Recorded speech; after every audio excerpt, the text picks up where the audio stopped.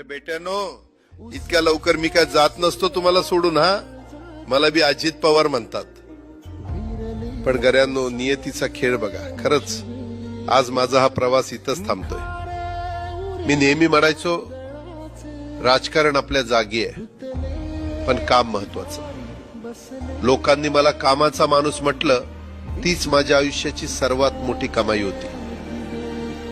आज निरोप घेताना मन खूप जड आहे, पण एक समाधान आहे की शेवटच्या श्वासापर्यंत मी तुमच्यासाठीच धावत होतो. मी तुम्हाला शब्द दिला होता, जोपर्यंत माझे हातपाय चालतात तोपर्यंत तुमचं भलं करण्यासाठी मी झटत राहील. नियती बघा कशी असते. आज माझ्या हक्काच्या बारामतीच्या मातीत तुमच्या सेवेसाठी येत असतानाच माझे हातपाय कायमचे विसावले. पण मला अभिमान वाटतोय की मी रिकाम्या हाताने नाही, तर तुमच्या कामाची फाईल छातीशी धरूनच या जगाचा निरोप घेतोय. शेवटच्या क्षणीही माझ्या डोळ्यासमोर फक्त तुमचा चेहरा होता. माझा स्वभाव थोडा रोखठोक होता.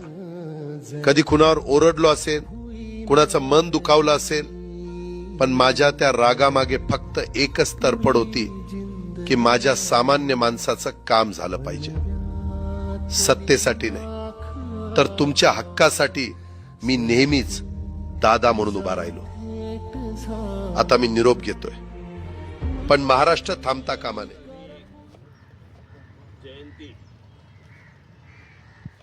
तसं पाहायला गेलं तर आजचा दिवस हा अजितदादांचा जन्मदिवस म्हणून साजरा करत असतो आणि महाराष्ट्रात सगळीकडं अतिशय उत्साहाने असा हा दिवस साजरा होत असतो. परंतु आज दुर्दैवाने अतिशय दुःखी अशा अंतःकरणातून जयंती साजरी करावी लागत आहे.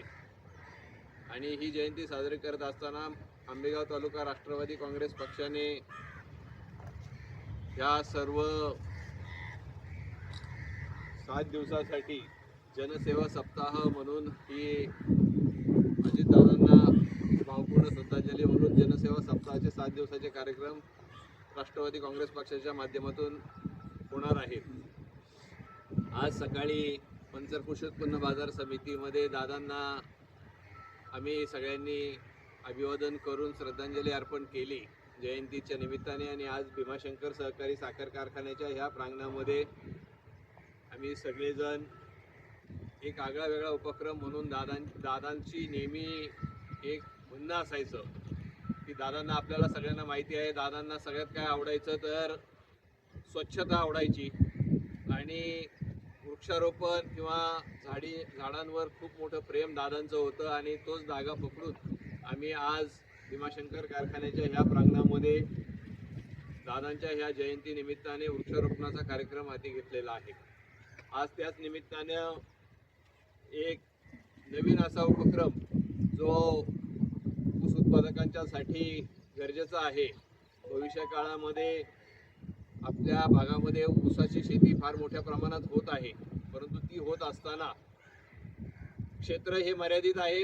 आणि ते क्षेत्र मर्यादित असताना शेतकऱ्यांना शेवटी भीमाशंकर सहकारी साखर कारखाना चांगला भाव देण्याचा प्रयत्न करत आहेच आहे, परंतु तो भाव देत असताना त्याचं उत्पादन वाढावं या दृष्टिकोनातून आम्ही एक नवीन अशी जी AI टेक्नॉलॉजी आता आहे, त्या AI टेक्नॉलॉजीच्या संदर्भात सुद्धा खूप मोठा प्रसारण करण्याचं काम भीमाशंकर सहकारी साखर कारखान्याच्या माध्यमातून आमचं सगळी शेतीचा जो स्टाफ आहे आणि शेतीच्या माध्यमातून होत आहे.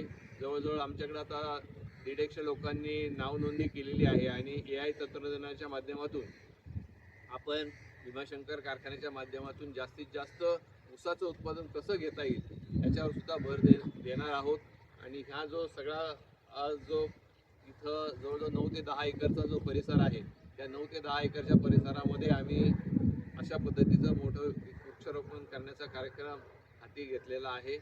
आज त्या निमित्ताने सगळ्या तालुक्यातून आम्ही कार्यकर्ते बोलवले होते. कारखान्याच्या परिसरातले सगळे लोक उपस्थित आहेत.